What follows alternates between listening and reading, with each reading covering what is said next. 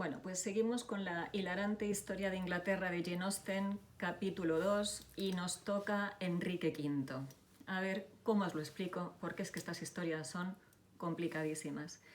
Enrique V, sabéis que era hijo de Enrique IV, segundo hijo porque el primero falleció, y de María de Bohun. Simplemente por refrescaros un poquito la memoria, se casaron siendo unos auténticos niños, él con 13 años y ella con 11, aunque Enrique V nació cuando eran un poquito más mayores, pero bueno, que seguían habiendo sido unos niños. Os recuerdo que nos encontramos en la Guerra de los 100 años entre Francia e Inglaterra.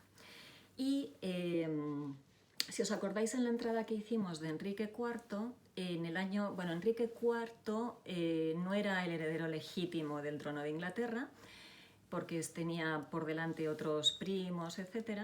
Y el que estaba de rey era Ricardo II. Y los dos primos tenían la misma edad, tuvieron sus trifulcas, y bueno, pues como Ricardo II no se fiaba de su primo Enrique IV, el padre de este Enrique del que vamos a hablar, pues lo desterró prometiéndole que le iba a dejar sus tierras y sus títulos intactos, pero cuando muere en 1398 el padre de Enrique IV, Ricardo II aprovecha para desdecirse y quitarle todas las propiedades y todos los títulos a su primo Enrique, padre de este Enrique. Como la cosa entre ellos estaba como muy enfrentada, estamos en el año 1399, que Enrique todavía no IV, estaba desterrado en Francia, cuando recibe la noticia. ¿Qué hizo Ricardo II? Cogió al hijo de Enrique, el que va a ser Enrique V, y con 12 añitos se lo lleva a pelear con él a Irlanda, que es el momento en el que Enrique futuro IV entra en Inglaterra y le arrebata el trono a Ricardo. Pero antes de eso, en Irlanda, a nuestro Enrique V del capítulo de hoy, con 12 añitos, Ricardo II le nombra caballero, pues porque, aunque se lo había llevado de rehén para que el padre no diera la lata, pues el chico parece ser que se portó bien. Imaginaros con 12 años peleando contra los irlandeses, y Ricardo II decide nombrarle caballero con su espada, por supuesto al más puro estilo medieval. Pero este nombramiento de caballero por parte de Ricardo II dura poquito, porque enseguida entra el padre de Enrique a Inglaterra, le arrebata el trono a Ricardo II. La historia dice que Ricardo II abdica en Enrique IV, con lo cual, abdicando, eso es lo que hay, es lo que ha dicho el rey, y Enrique IV, justo el día antes de ser coronado, nombra otra vez caballero a su hijo Enrique. Con lo cual, con 12 añitos ya a nuestro Enrique V, dos reyes le han proclamado o le han nombrado caballero. Bueno, espero que hasta aquí me sigáis. El padre de Enrique V, Enrique IV, reinó durante 14 años. Os recuerdo que su madre, María Bohun, no llegó a ser reina porque falleció 5 años antes de que Enrique IV subiera al trono. Y cuando luego Enrique IV se casa con Juana de Navarra, otra mujer interesantísima de los que os hablé en la entrada, Juana de Navarra apoyó a Enrique V en todas las trifulcas que tenía con su padre. Aquí ya sabéis que la sangre ni tira ni nada. Esto es, pues, a ver quién se queda con el trono y quién puede más. Bueno, pues Enrique V subirá al trono en 1413 con 26 años. Bueno, vamos bien, no era ya un niño como ha ocurrido en otras ocasiones.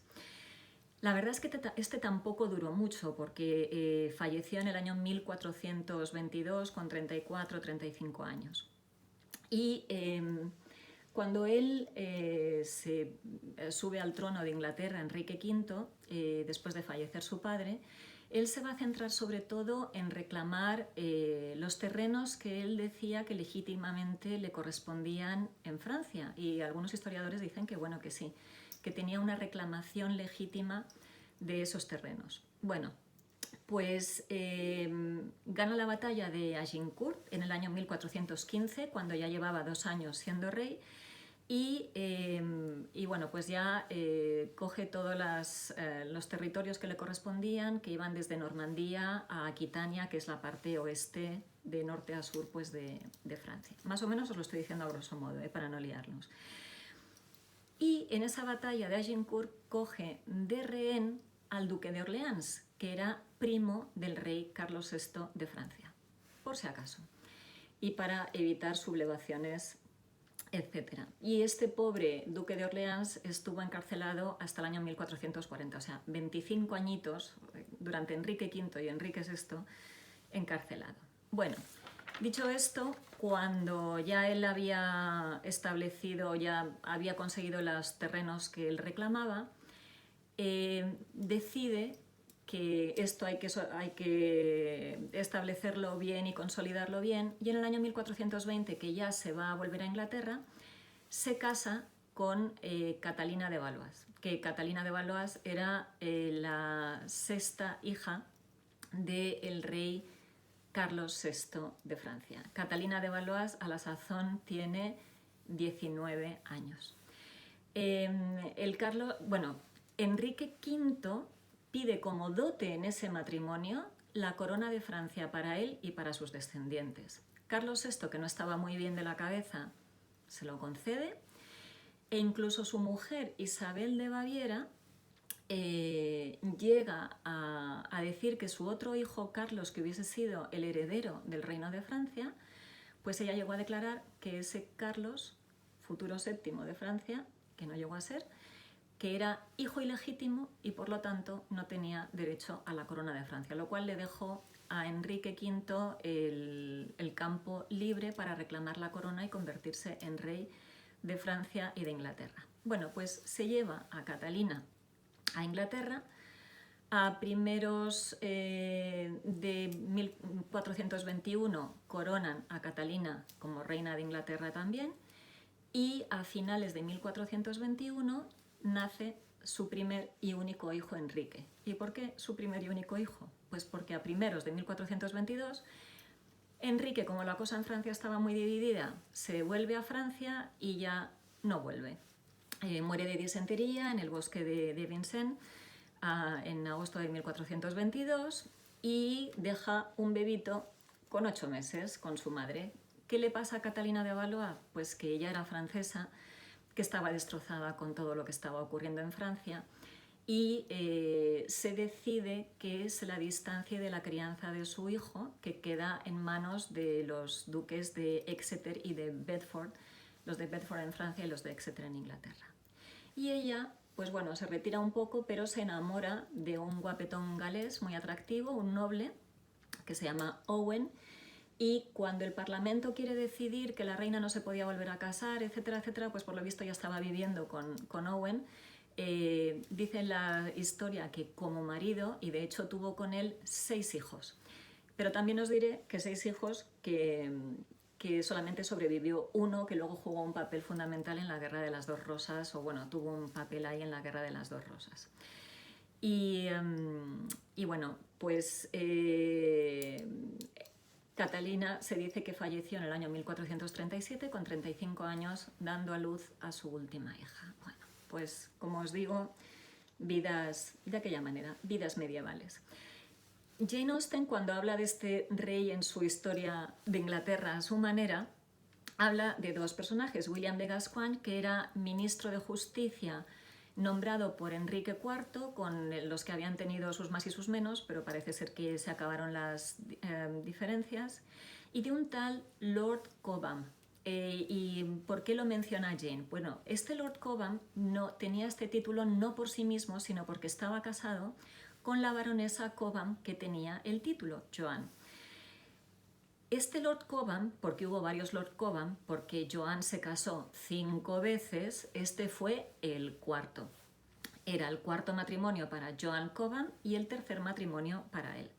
Bueno, él era muy amigo de Enrique V, por lo visto, pero cayó un poco, sabéis que también había muchos movimientos religiosos contra la iglesia establecida, etc., y él, su fe le llevó a hacerse seguidor de una secta de aquel entonces que se llamaban los Lollardos. Y entonces se le juzgó por herejía. Enrique V quiso echarle una manita, un cable, como haciendo que no veía las cosas. Lord Cobham aprovechó para escaparse de su encarcelamiento, pero le cogieron y rápidamente se celebró su juicio. Y nada, pues se le colgó y se le quemó. Lo que no se está todavía muy seguro es si se le quemó estando vivo o si ya siendo cadáver en la horca. Probablemente porque lo menciona Jane, pues porque se dice que este Lord Cobham inspiró el personaje de Falstaff a Shakespeare, y sabéis que Jane era una ávida lectora de Shakespeare. Así que contado esto que era la historia, bueno, yo os tengo que decir películas que inspiró Enrique V. Pues mirad, en 1944, Enrique V, dirigida e interpretada por Laurence Olivier. En 1965, Campanadas a medianoche, dirigida por Orson Welles e interpretada por Keith Baxter. En 1989, Enrique V, dirigida e interpretada por Kenneth Branagh. En 2012, The Hollow Crown, dirigida por Sam Mendes e interpretada por Tom Hiddleston. Y en 2019, la película El Rey, dirigida por David Bishop y interpretada por Timothée Chalamet. Bueno, y ahora vamos a ver qué es lo que nos dice Jane, que va a ser muy cortito porque, como sabéis, era prejuiciosa, ignorante y probablemente hablaba de estos reyes un poco pues, de lo que hablaba Shakespeare. Dice Jane: después de que este príncipe subiera al trono, cambió bastante y se volvió más amable, abandonando a todos amigos dispersos y no volviendo a batallar con Sir William. Ahí, este es el que os digo que era ministro de Justicia. Enrique V había tenido muchos follones con su padre, con lo cual ya cuando subió al trono pues ya se calmó y empezó a ser más amable con todo el mundo. Durante su reinado, sigue Jane, Lord Cobham fue quemado vivo, pero no me acuerdo por qué. Bueno, pues ya os lo he contado yo, por hereje, por pertenecer a la secta de los Lollardos, que estaba siendo muy perseguida en Inglaterra. Entonces su majestad dirigió sus pensamientos hacia Francia y hacia allá que se fue, y libró la famosa batalla de Agincourt. Después se casó con la hija del rey, Catalina, una mujer muy agradable según cuenta Shakespeare.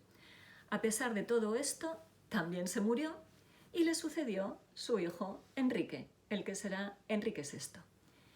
Y bueno, pues esto es lo que os cuento de este capítulo de la historia de Inglaterra, lo que fue y cómo nos lo contó Jane.